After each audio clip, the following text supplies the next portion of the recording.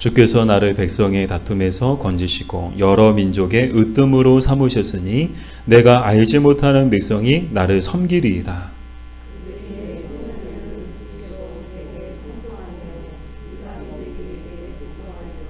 이방 자손들이 세잔하여 그 견고한 곳에서 떨며 나오리로다.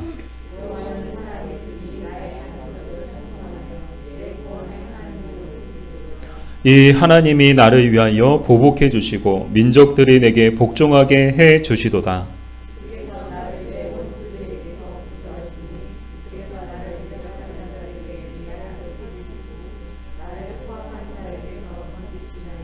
여호와여, 이러므로 내가 이방 나라들 중에서 주께 감사하며 주의 이름을 찬송하리이다. 여호와께서 그 왕에게 큰 구원을 주시며 기름 부음 받은 자에게 인자를 베푸시며 영원토록 다윗과 그 후손에게로다. 아멘. 하나님 감사합니다. 저희들 사랑해 주셔서 오늘도 예배의 자리에 나올 수 있도록 우리의 인생의 걸음을 또 우리의 마음을 이곳으로 인도해 주셔서 감사합니다. 오늘도 말씀 앞에 또 두렵고 떨림으로 또 기대와 또 사모함으로 나아가오니 말씀과 성령을 통해 우리 모두에게 말씀하여 주시옵소서. 예수님의 이름으로 기도드립니다. 아멘. 우리가 시편 우리 18편을 보고 있습니다. 우리 시편 18편은 어떤 성경이었는가? 이 하나님께서 다윗의 모든 대적에게서 구원해 주신 날에 다윗이 드린 감사와 이 찬양이라고 했죠. 그래서 오늘 이 마지막, 오늘 이제 시편 18편의 마지막 부분을 우리가 보고 있는데요. 여기서 다윗은 가장 먼저 자신을 여러 민족 가운데 으뜸이 되게 해주신 그 주님을 찬양하고 있습니다. 우리 43절 말씀을 같이 읽어볼게요. 주께서 나를 백성의 다툼에서 건지시고 여러 민족의 으뜸으로 삼으셨으니 내가 알지 못하는 백성이 나를 섬기리이다. 아멘.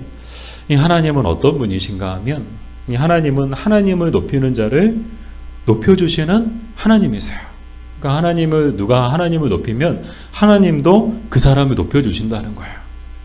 이 다윗이 바로 그 증인이었죠. 다윗은 사는 날 동안에 하나님을 높이며 살았습니다. 근데 하나님을 높였다는 것은 바꿔 얘기하면 무엇을 뜻하는가 하면 자신을 낮췄다는 것을 뜻해요. 사람은 사실 누구나 자신이 높아지기를 원하죠. 여러분도 그렇지 않나요?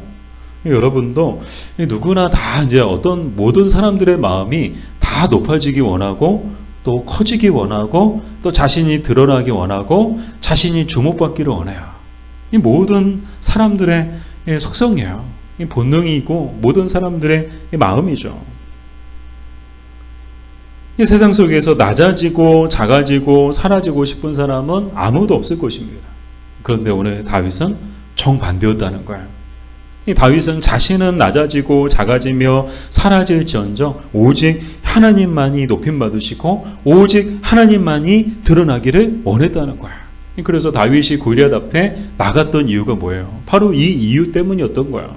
다윗이 야망의 사람이어서 남자는 야망이 있어야지. 그래서 이 무명의 다윗이 정말 이 야망이 있어서 자기의 꿈을 이루기 위해서 그 야망을 쫓기 위해서 골리앗 앞에 나갔나요? 아니요. 그렇다고 이 다윗이 관종이라고 관종이라는 말이 있잖아요. 그래서 사람들한테 주목받고 자기가 드러나기를 원하고 그래서 정말 이 다윗이 관종적인 그런 성향이 있어가지고 이 자신이 드러나고 싶어서 이 골리앗 앞에 나갔던 것일까요? 아니요. 다윗이 골리앗 앞에 나갔던 이유는요, 오직 하나님만을 높이기 위해서. 하나님의 이름이 높임받으시고 하나님의 영광을 나타내고 하나님의 살아계심을 드러내고 하나님의 능력을 나타내기 위해서 이 다윗이 골리앗 앞에 나갔던 거예요. 이렇게 하나님을 높였더니 하나님께서 어떻게 해주셨나요? 다윗도 높여주셨어요. 그래서 나라를 구한 영웅이 되게 해주시고 바라지 않았죠. 영웅 되기를 바라고 나갔던 것이 아니에요. 골리앗 앞에 자기가 영웅 되고 싶어서 나갔던 것이 아니에요. 근데 하나님이 하나님을 높였더니 이 다윗을 영웅이 되게 해주신 거예요. 뿐만 아니라 후에 이스라엘의 왕이 되게 해주셨고 뿐만 아니라 다윗의 이름이 온 나라와 온 민족 가운데 높아지게 해주셨어요. 그래서 한마디로 다윗을 위대하게 해주신 거예요. 아니 위대하신 하나님을 다윗이 높였더니 하나님이 이 다윗을 위대하게 해주셨다는 거예요. 사랑하는 여러분, 우리도 다윗처럼 하나님을 높이는 자가 되어야 합니다. 미국의 트럼프가 재선에 성공했죠. 근데 이 미국의 트럼프가 내놓았던 캐치프레이즈가 뭔가 하면 미국을 다시 위대하게. 이 얼마나 안타깝고 어리석은 생각인지, 그래서 그런지 지금 시끄럽잖아요. 막 나라가 시끄러워요. 온통 시끄러워요. 사랑하는 여러분, 우리는 하나님을 위대하게 하는 사람들이 되어야 합니다. 우리가 딱 우리 마음속에 품고 있어야 되는 게 뭐예요? 정말 우리가 하나님의 자녀고 하나님을 믿는 사람들이라면 오늘 우리가 가져야 되는 마음가짐이 뭐예요? 하나님을 위대하게. 그렇다고 여러분, 우리가 위대해지기 위해서 우리가 이렇게 해야 된다는 것이 아니고요. 본래 하나님은 위대하신 분이시기 때문에 우리가 하나님을 위대하게 여기고 하나님을 높이는 것은 당연한 것인 줄 믿습니다. 하나님은 전에는 위대하지 않으셨기 때문에 하나님을 어떻게든 위대하신 하나님으로 만들기 위해서 우리가 하나님을 위대하게 해야 된다는 것이 아닌 거예요. 하나님은요, 원래 위대하세요. 하나님은 원래 지극히 높으신 분이세요. 그래서 그 하나님을, 우리가 위대하신 하나님을 우리는 위대하게 해야 되는 사람들이다라는 거예요. 다윗이 골리앗 앞에 나왔던 것처럼 사랑하는 여러분, 저와 여러분도 이 골리앗 같은 세상 가운데 돈이 힘이고 자기가 가진 지식이 힘이고 자기가 가지고 있는 능력이 힘이다라고 마치 골리앗처럼 자랑하는 또 골리앗 같은 사람들로 가득한 세상 가운데서 우리는 어떻게 해야 돼요? 하나님을 위대하게 하기 위해서 그 골리앗 같은 세상 가운데 담대히 나아갈 수 있는 우리가 되어야 하는 줄 믿습니다. 자, 그러면 우리가 하나님을 높이기 위해서, 우리도 하나님을 위대하게 하기 위해서 우리가 해야 되는 것은 무엇인가? 반드시 우리 자신을 낮춰야 됩니다. 다윗이 어떻겠어요? 자신을 낮췄어요. 자신은 아무 힘이 없고요. 능력은 하나님께 있고 승리도 하나님께 있다. 이거 하나 붙들고 골리앗 앞에 나아갔던 거예요. 오늘 우리에게 필요한 것도 바로 이것이죠. 자신을 낮추는 것. 칼 아이들먼의 책인데 나의 끝 예수의 시작이라는 책이 있어요. PPT로 준비했는데 바로 이 책이거든요. 이 책을 보니까 이 칼 아이들먼 목사님은 이 책에서 누구보다 자신을 낮추고 하나님을 높였던 한 분을 소개하는데 그분이 누군가 하면 바로 예수 그리스도시다 라고 이야기를 하고 있어요. 여러분 생각해 보세요. 예수님은요, 어디에서 태어나셨나요? 화려한 왕궁에서 태어나셨나요? 아니요. 초란 마국간, 그 냄새나고 더러운 마국간에서 태어나셨습니다. 그리고 예수님은 그 성장 그 배경을 보면 정말 화려한 왕궁에서 왕자처럼 사셨나요? 아니요. 가난한 목수의 아들로서 평생을 사셨습니다. 평생 가난한 목수의 아들로 사셨다는 거예요. 뿐만 아니라 공생의 사역을 시작하시는 동안에도 막 가는 곳마다 사람들한테 막 대접받고 호의코식하며 사셨나요? 아니요. 나그네처럼 사셨어요.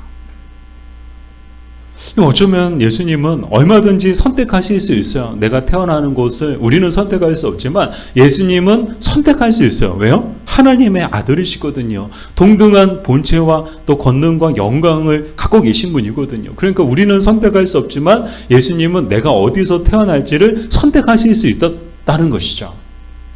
화려한 왕궁에서 태어나실 수 있었는데 예수님은 왕궁을 선택하지 않으시고 그 냄새나는 초라한 마국간을 선택해서 그곳에서 태어나셨고, 화려한 왕궁에서 왕자처럼 사실 수 있었는데 그걸 선택하지 않으시고 평생 가난한 목수의 아들로 사는 것을 선택하셨고, 공생의 사역을 하시는 동안에도 고진감래라고 30년 동안 정말 가난하게 고생만 했으니까 이 3년 동안 정말 대접받으면서 섬김 받으면서 살고 싶은 마음이 우리에게도 있지만 예수님은 그럼에도 불구하고 죽는 그 순간까지, 그 죽는 날까지 예수님은 나그네처럼 사셨습니다. 나그네처럼 사는 것을 선택하셨죠. 그럼 왜 예수님은 이런 삶을 선택하셨느냐? 이런 삶을 선택하신 이유가 뭔가? 그것은 자신을 낮춰서 오직 하나님만을 높이기 위해서였다는 거예요. 자신은 사라지고, 자신은 작아지고, 자신은 낮아지고, 도리어 그것을 통해서 동시에 하나님이 드러나시고 하나님이 높임 받으시고 그러기를 원하셔서 일부러 예수님은 그 낮은 자리에 그 낮은 자의 삶을 선택하셨다는 거예요. 그래서 카이 아이들먼 목사님은 여기에 담긴 중요한 영적 교훈을 우리에게 가르쳐주고 있는데 그게 뭔가 하면 책 제목하고 똑같아요. 나의 끝 예수의 시작. 이 말은요, 내가 끝나야 예수 그리스도께서 시작하시고 내가 낮아져야 주님이 높임 받으시고 내가 사라져야 주님이 드러나시기 시작한다라는 거예요. 정말 이 말이요 진리더라고요.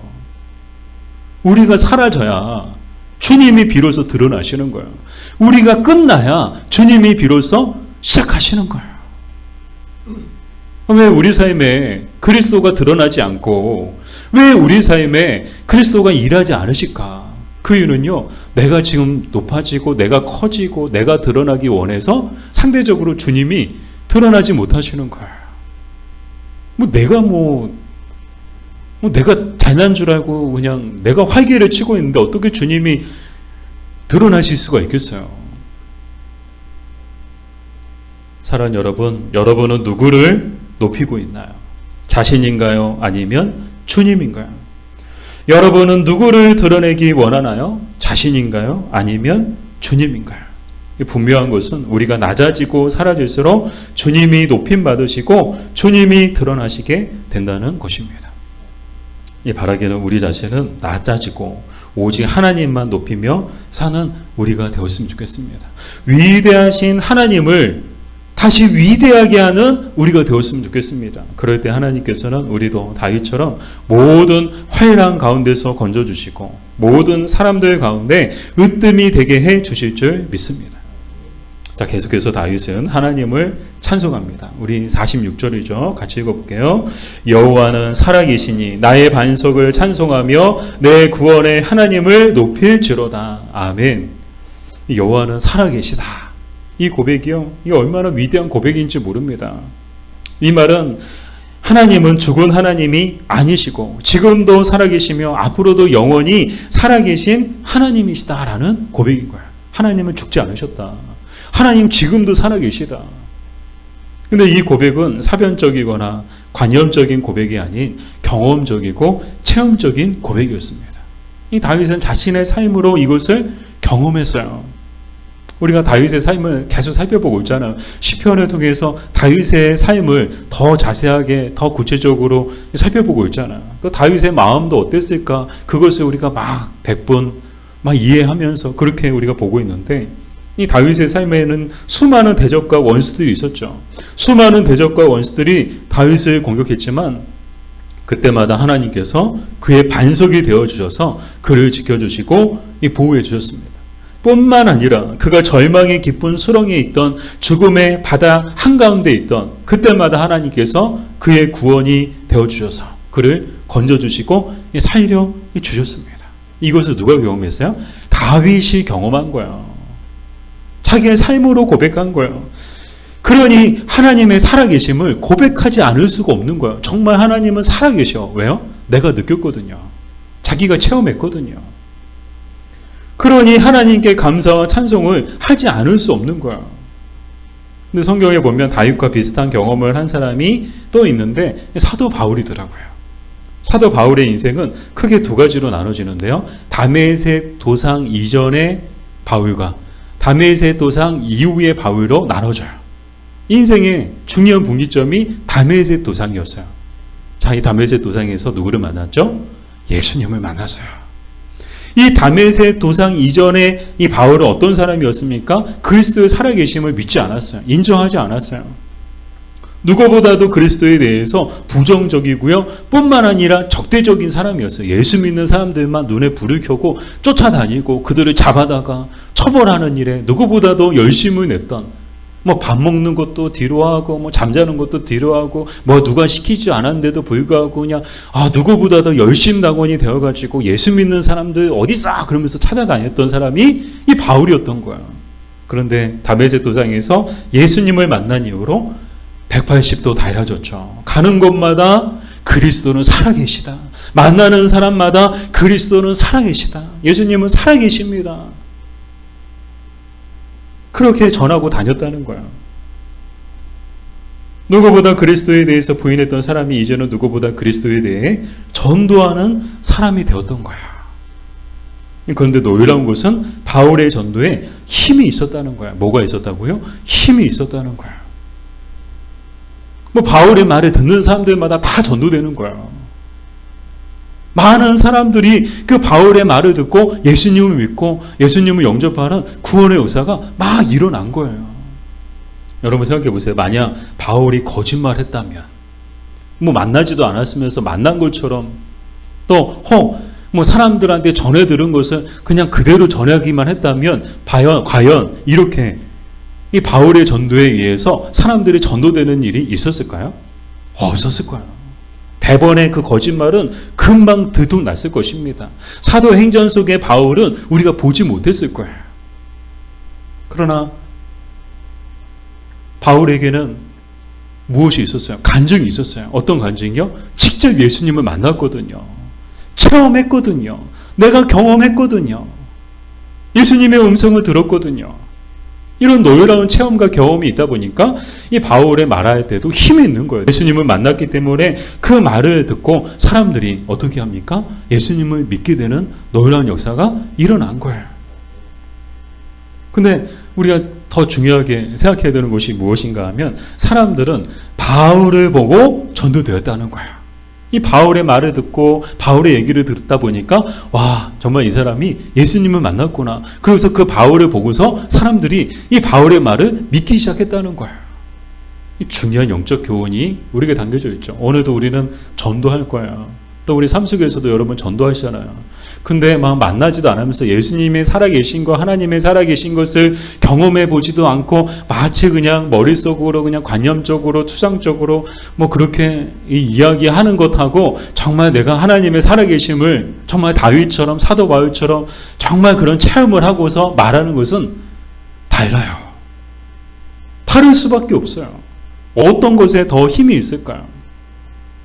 사람들은요, 그런 얘기가 있잖아요. 우리는 성경을 보지만 사람들은 뭘 본다고요? 우리를 본대요.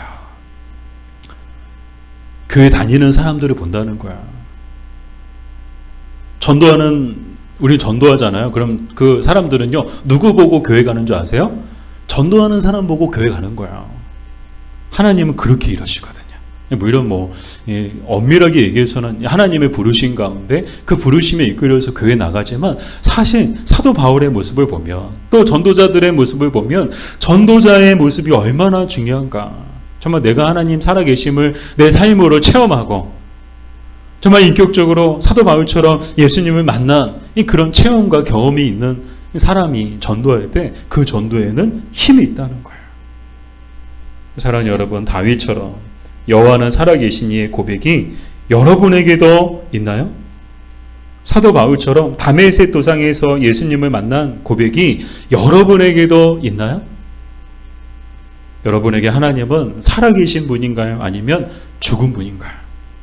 적어도 분명한 것은 우리의 고백과 무관하게 하나님은 지금도 살아계시며 앞으로도 영원히 살아계신 분이시라는 것입니다. 그리고 그 하나님은 우리의 유일한 반석이시고 구원이신 줄 믿습니다. 근데 안타까운 건 뭔가 우리가 종종 이 사실을 잊고 살 때가 많다는 거예요. 그래서 살아계신 하나님을 마치 죽은 하나님처럼 대할 때가 많다는 것인데요. 예를 들어볼까요? 아무런 기대나 사모함 없이 어떤 종교적인 의무감이나 부담감으로 교회에 왔다 갔다 하고 어떠한 열심이나 열정과 헌신과 희생 없이 적당히 신앙생활을 한다면 그게 바로 살아계신 하나님을 죽은 하나님으로 대하는 것입니다.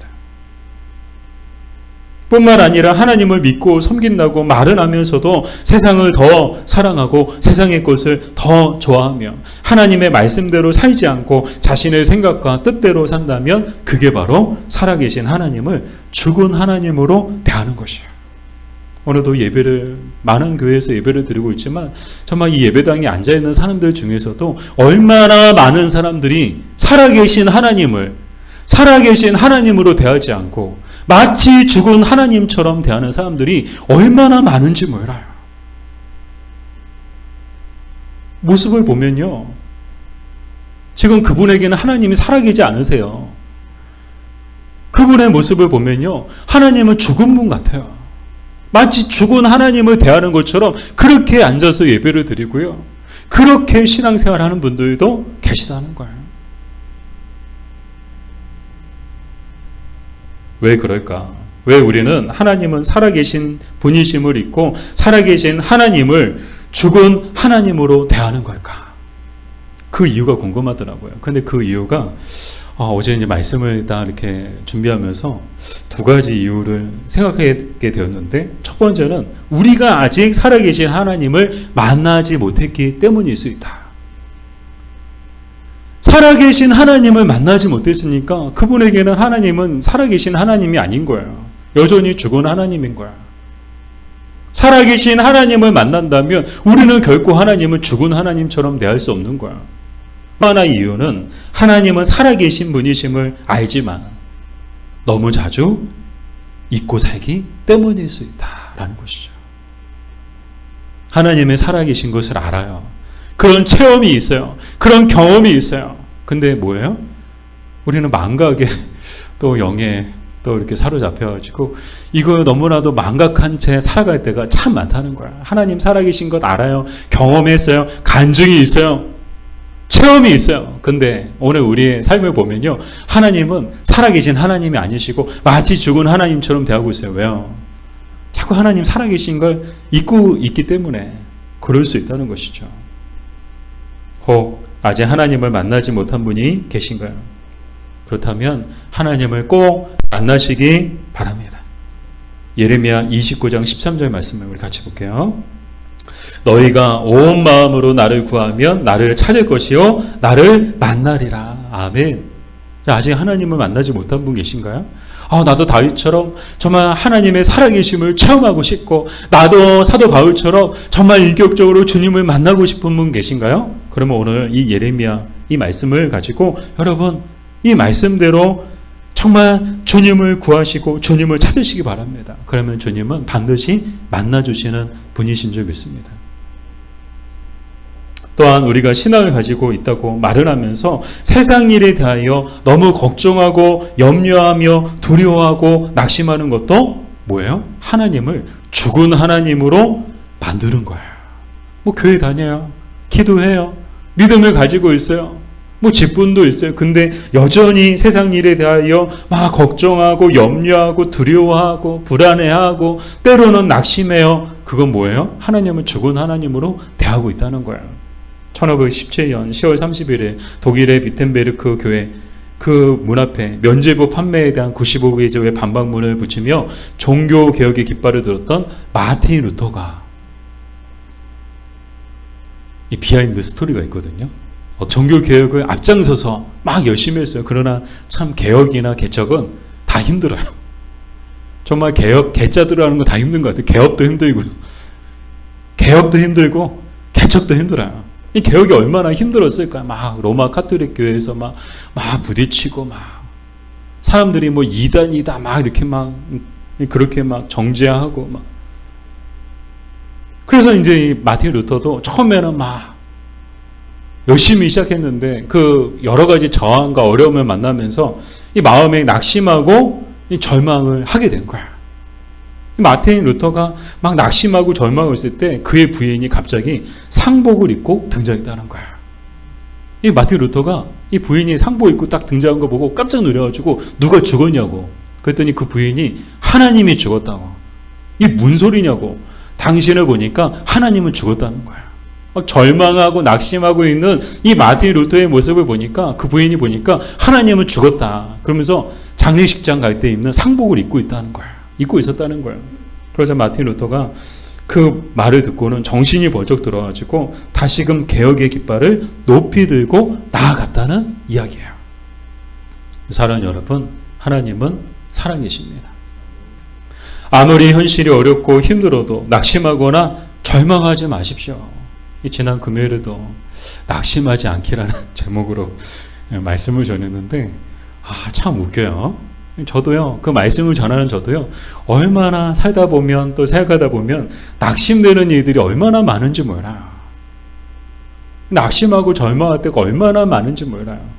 제가 아내한테 부탁하고 싶어요. 제가 혹시 낙심하고 절망하고 오시면 상복을 입고 내 앞에 좀 나왔으면 좋겠다. 그래야 저도 정신 번쩍 나가지고 누가 죽었냐고. 그리고 혹시 주변에 혹시 이제 교회는 다니는데 제보해 주세요. 저한테 제보해 주세요. 누구 교회는 다니는데 막 낙심하고 절망하고 막 염려하고 막 걱정하고 두려워하고 있는 사람이 있으면 저한테 제보해 주세요. 제가 장례식장 갈 때 입는 검은 양복에 검은 넥타이에 메고 제가 갈게요. 저 불러주세요. 사랑하는 여러분, 이 하나님은 살아계신 하나님이신 줄 믿습니다. 우리의 반석이시고 우리의 구원이신 줄 믿습니다. 하나님께서 반드시 우리를 지키시고 보호해 주시며 구원해 주실 것입니다. 자, 마지막으로 다윗은 하나님의 영원한 복을 확신하고 있는데 우리 50절 말씀을 같이 읽어볼게요. 50절 여호와께서 그 왕에게 큰 구원을 주시며 기름 부음 받은 자에게 인자를 베푸시며 영원토록 다윗과 그 후손에게로다. 아멘. 이 하나님께서 자신에게 큰 구원과 인자를 베푸셨는데 이는 단회적이거나 일시적인 것이 아니라 앞으로도 영원할 것임을 뿐만 아니라 자신의 물로 자신의 후대 그 후손에게까지 계속될 것임을 다윗은 확신하고 있었다는 거예요. 이 다윗이 이렇게 확신하는 근거가 무엇인가? 그 근거는요, 바로 하나님께서 다윗과 맺어주신 언약 때문이었습니다. 우리 사무엘하 7장에 보면 다윗 언약이 나오거든요. 그래서 이제 내용이 많아가지고 제가 PPT 준비를 하지 않았는데 사무엘하 7장에 보면 다윗 언약의 그 내용이 나와요. 근데 그 언약을 맺어주시기 전에 먼저 어떤 일이 있었는가 하면 다윗이 하나님 앞에서 이런 고백을 하는 거예요. 이 자신은 이 백한목 궁에 그 아름답고 화려한 궁에서 지금 지내고 있는데 하나님의 궤는 휘장이 이제 뭐 영어 성경에 텐트라고 되어 있죠. 이 천막 같은 곳에 하나님의 궤는 모셔져 있으니까 그게 마음에 걸렸던 거야. 그래서 이렇게 나는 이렇게 좋은 집에서 살고 있는데 이 하나님의 궤는 하나님의 성전은 이렇게 초라한 그런 텐트 같은 곳에 있었어야 되겠나. 그러면서 마음속에 하나님의 성전을 짓고 싶은 그런 마음을 갖게 된 거야. 하나님은 그 마음을 귀하게 여기셨어요. 그 모습이 하나님을 기쁘시게 한 거예요. 다윗의 그 고백과 그 다윗의 마음을 보시고는요, 하나님이 너무나도 기뻐가지고 다윗에게 약속을 주시는 거예요. 어떤 약속을 주시는가? 잘 들어보세요. 다윗을 이스라엘의 주권자로 삼고 다윗이 가는 곳 어디든 그곳에 함께 있을 것이며 다윗의 모든 원수를 멸하고 다윗의 이름을 위대하게 할 것이다 라는 그런 엄청난 복된 약속을 딱 주시는 거야. 엄청난 복을 약속해 주시는 거야. 근데 이 엄청난 복을 받게 된 그 동기가 어디 있었어요? 그 동인이 어디 있었어요? 다윗이 가졌던, 하나님께 대하여 가졌던 마음.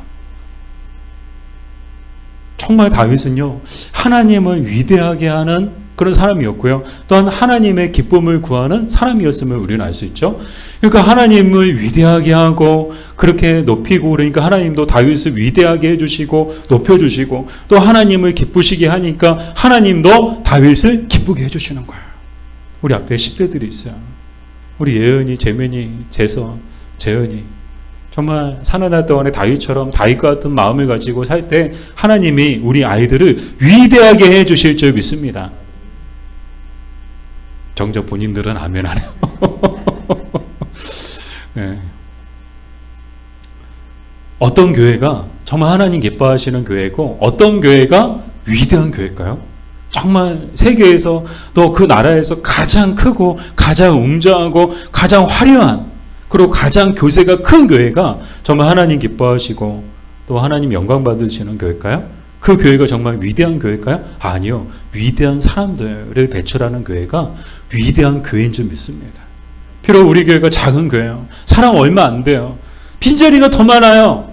그럼에도 불구하고 우리 교회 건물도 없어요.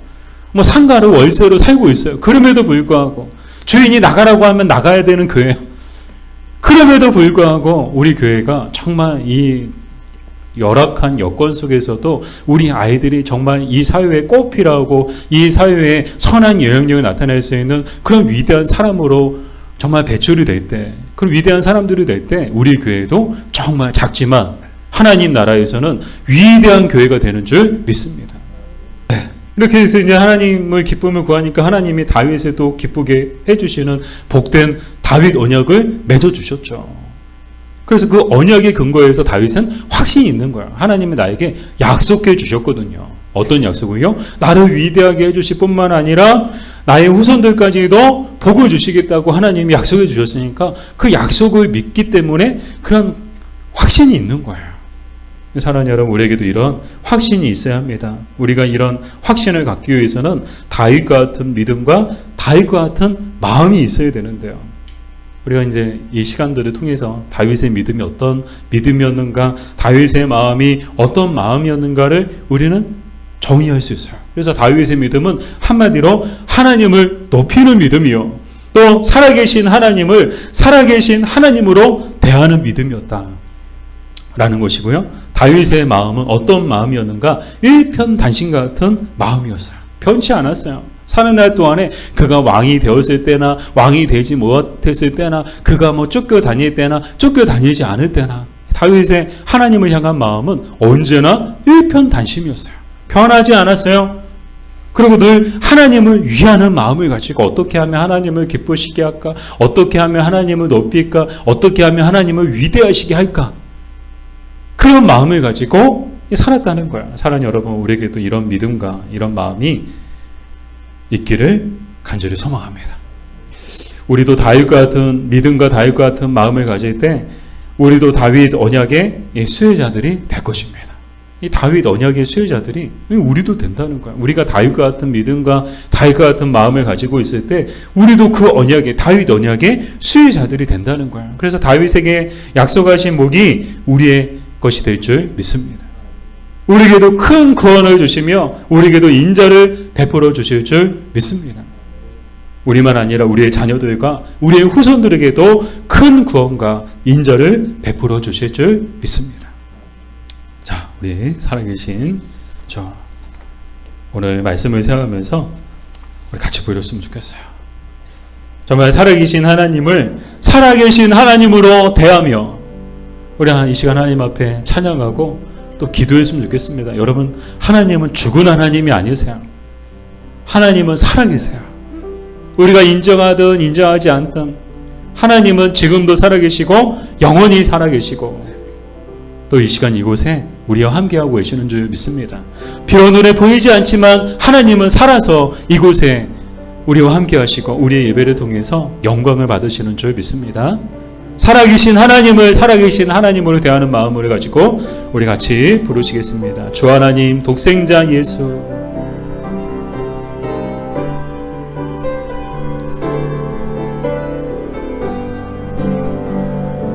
주 하나님, 독생자 예수, 날 위하여 오시옵네. 내 모든 죄 다 사하시고 죽음에서 부활하신 나의 계신 주, 살아계신 주, 나의 참된 소망, 걱정 근심 전혀 없네. 사랑의 주내 갈 길은 너하니 내 모든 삶의 기쁨. 주 안에서 거듭난 생명, 우리 다 같이 일어나서 부르실까요? 거듭난 생명 더으시는 주의 사랑, 참 기쁨과 확신 가지고 예수님의 도우심을 믿으며 살리. 살아계신 주, 살아계신 주,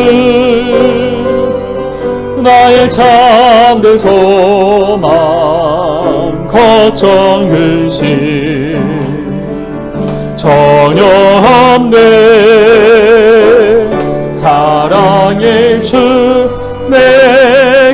길은 너하니 내 모든 삶의 기쁨 그 언젠가 주 뵐 때까지 그 언젠가 주 뵐 때까지 주를 위해 싸우리라 승리의 길 멀고 험해도 멀고 험해도 주님께서 나의 앞길 지켜주시리 살아계신 주 나의 참된 소망 살아계신 주 나의 참된 소망 걱정 근심 전혀 없네 사랑의 주 내 갈 길 인도하니 갈 길 인도하 내 모든 삶의 기쁨 늘 충만하네 우리 다시 한번 고백할까요? 살아계신 주 나의 참된 소망 나의 참된 소망 걱정 근심 전혀 없네 사랑의 주 내 갈 길은 너하니 내 모든 삶의 기쁨 늘 충만하네 살아계신 주 살아계신 주 나의 참된 소망 걱정 근심 전혀 없네 사랑의 주 내 갈 길은 너하니 내 모든 삶의 기쁨 늘 충만하네 이 시간 우리 함께 기도할 때 정말 다윗처럼 사는 날 동안에 오직 하나님만 높이며 위대하신 하나님을 위대하게 하며 살아갈 수 있는 우리가 되게 되라고 더 나아가 살아계신 하나님을 살아계신 하나님으로 대하며 살아갈 수 있는 우리가 되게 되라고 기도했으면 좋겠습니다. 정말 살아계신 하나님이 늘 우리와 함께 하심을 잊지 않고 어떤 어려운 현실과 어려운 문제와 어려움 앞에서도 흔들리지 않고 낙심하고 절망하지 않고 두려워하거나 염려하지 않고 걱정하지 않고 오직 하나님을 믿음으로 다윗처럼 골리앗 같은 세상을 향해 골리앗 같은 문제와 어려움을 향해 있는 힘껏 달려갈 수 있는 우리가 되게 되라고 우리 가정과 우리 교회가 되게 되라고 이 시간 우리 같이 주의 이름 부르며 기도하겠습니다. 주여